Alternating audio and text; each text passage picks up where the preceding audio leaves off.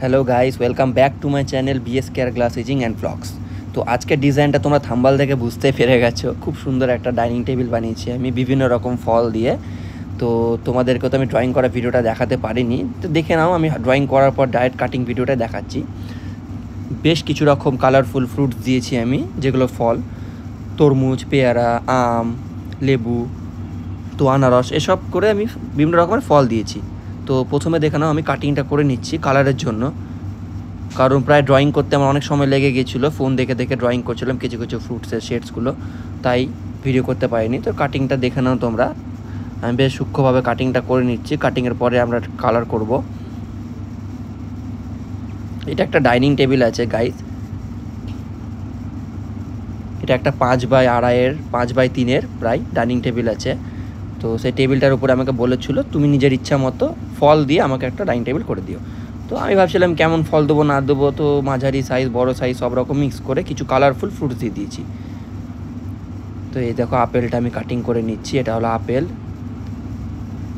দেখো যেগুলো ফল আছে সম্পূর্ণ ফলই আমি প্রায় কাটিং করে নিচ্ছি, বুঝতে পারছো। কাটিং করার জন্য আমাকে খুব সাবধানে কাটিং করতে হয় যাতে আউটলাইনের বাইরে কাটিং না চলে যায়।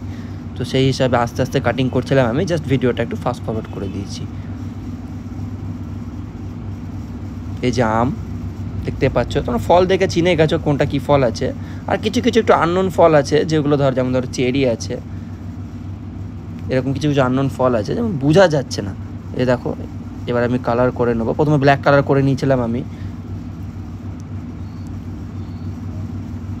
ব্ল্যাক করার পর এবার আমি গ্রিন কালার করব। প্রথমে স্টিকারটা ভালো করে তুলে নিচ্ছি আমি গ্রিন কালারের জন্য। তো আমাদের তোমরা জানোই যে আমি যখনই কালার করি প্রথমে আমি ডিপ কালার করি, তারপরে লাইট কালারে যাই। তো প্রথমে যেগুলো ডার্ক কালারগুলো আছে, যেগুলো একবারই করা যাবে, সেগুলো ডার্ক কালারগুলো আগে করে নিচ্ছি। প্রথমে ব্ল্যাকটা করে নিচ্ছি, আউটলাইনের যেগুলো ছিল ব্ল্যাক কালার, যেমন ধরো নারকেল ছিল ব্ল্যাক কালার, কিছু শেড ছিল বর্ডার ব্ল্যাক কালার, ওগুলো করে নিয়েছি।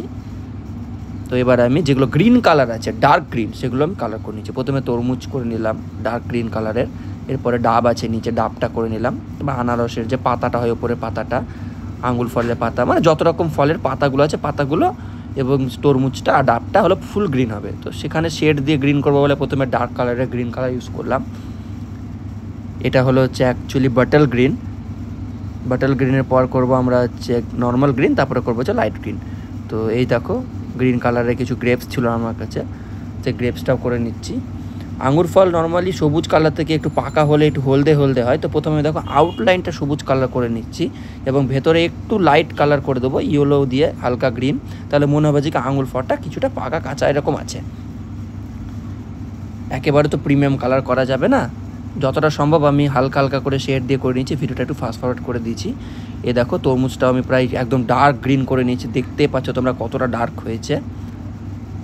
তোমরা ভালো করে থাম্বনেলটা দেখলে বুঝতে পারবে, লাস্টে দেখতে পারবে, ছবি যখন দিয়ে দেবো ছবিগুলোতে দেখতে পাবে, ছবি দেওয়া আছে যে কতটা ডার্ক হয়ে আছে কালারগুলো। এ দেখো প্রথমে ডার্কের পাশে হালকা করে একটু নর্মাল গ্রিন আমি করে নিলাম, আর কিছুটা দেখো মাঝখানে সাদা সাদা ফাঁকা আছে, ওগুলো তবে লাইট কালার। তো এখন আমি সম্পূর্ণ কালারটা করে নিচ্ছি, এই যে লাইট কালারটা করে নিচ্ছি দেখো। এবার যেগুলো কালার ছিল হালকা হালকা গ্রিনের কালার শেষ হয়ে যাওয়ার পর এবার আমি লাল কালারগুলো যেগুলো আছে রেড কালারের, অ্যাপেল আছে যেমন ধরো তরমুজের ফাঁক করা তরমুজ আছে অর্ধেক, সেগুলো লাল কালার করে নিচ্ছি।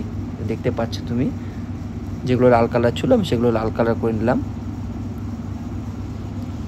আমাকে প্রত্যেকটা পার্ট করে স্টিকার তুলে করতে হচ্ছে গাইস, যাতে বোঝা যায় শেডটা।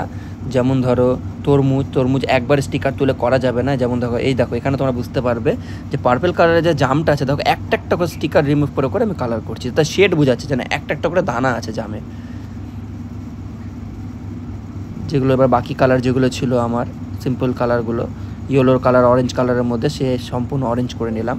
শেডের জন্য লাইট কালার ইউজ করে নেবো, অরেঞ্জের মধ্যে একটু মিক্স করে হালকা ইয়েলো দিয়ে। কালার আমি নিজেই বানাই, আমাদের কাছে একরকমই কালার থাকে, তো কালার বানাতে হয়, লাইট কালার বানাতে হয়, ডার্ক কালার বানাতে হয়। এ দেখো পাকা আনারসটা যেটা ছিল, আনারসটা আমি অবশ্য জাস্ট নর্মালি করেছি, একটু শেড দিয়ে করেছি আনারসটা, যতটা পেরেছি ততটাই করেছি, এর বাইরে হচ্ছিল না। তো দেখে মনে হবে যে একটা পাকা আনারস আছে শেড দেওয়া। এবার আমি পুরোটা স্টিকার তুলে দিচ্ছি। প্রায় আমাদের কাছে মনে হয় প্রায় 15টা কাছাকাছি হয়তো ফল আছে, আমি গুনে দেখে নিই। তো যেগুলো ফল কমপ্লিট হয়ে যাওয়ার পর দেখতে পাচ্ছ স্টিকার রিমুভ করে দেওয়ার পর আমাদের ফাইনাল লুকস। তোমরা একটু কমেন্ট করে বলো গাইস আমার হাতের কাজটা কেমন লাগছে তোমাদের। যারা নতুন আছো একটু চ্যানেলটাকে একটু সাবস্ক্রাইব করে পাশে থেকো, লাইক এ ফ্যামিলি। আমি প্রায় প্রতিদিনই ভিডিও আপলোড করি, আমি এমনি ব্লগও ভিডিও আপলোড করি আমার চ্যানেলে, দেখতে পাবে তোমরা। আর আমার মেন হলো এটা গ্লাস ইচিং, কাঁচের ওপর সুন্দর সুন্দর ডিজাইন।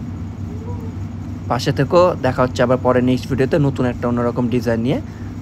ভালো থেকো, সুস্থ থেকো সবাই।